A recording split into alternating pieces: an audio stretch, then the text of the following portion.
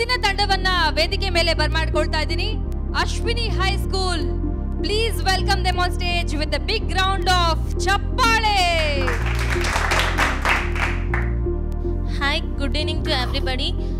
We are from Ashwini Primary and High School, and my name is Nandini.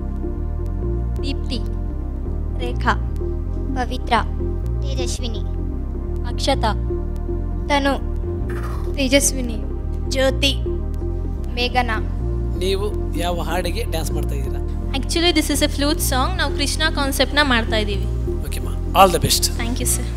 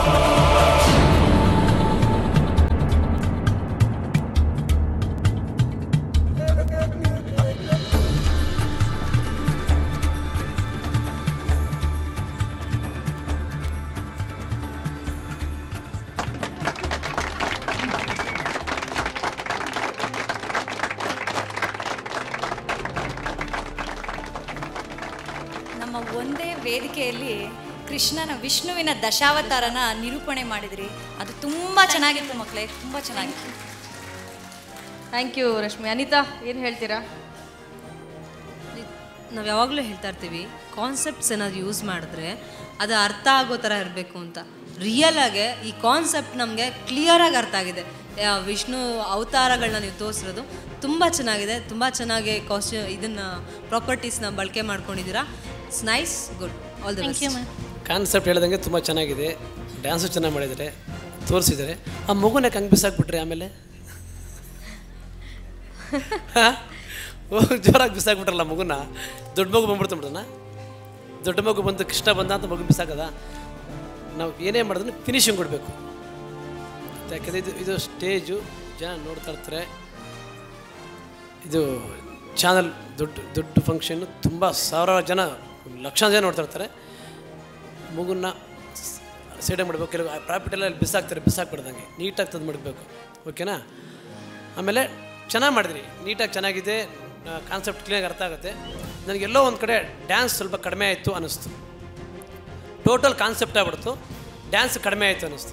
Next ಮಾಡಬೇಕಾದ್ರೆ dance ಮೇಲೆ ಕೂಡ ಗಮನ ಇರಬೇಕು. ಇದು ಡ್ಯಾನ್ಸ್ ಕಾಂಪಿಟೇಷನ್ ತುಂಬ ಚೆನ್ನಾಗಿ ಮಾಡಿದರೆ. ನಿಮ್ಮ ಪ್ರಯತ್ನ 100% ರೀಚ್ ಆಗಿದೆ. All the best. Thank you sir. Thank you Ganesh ಅವರು. ಶೃಂಗಪುರಾಧೀಶ್ವರಿ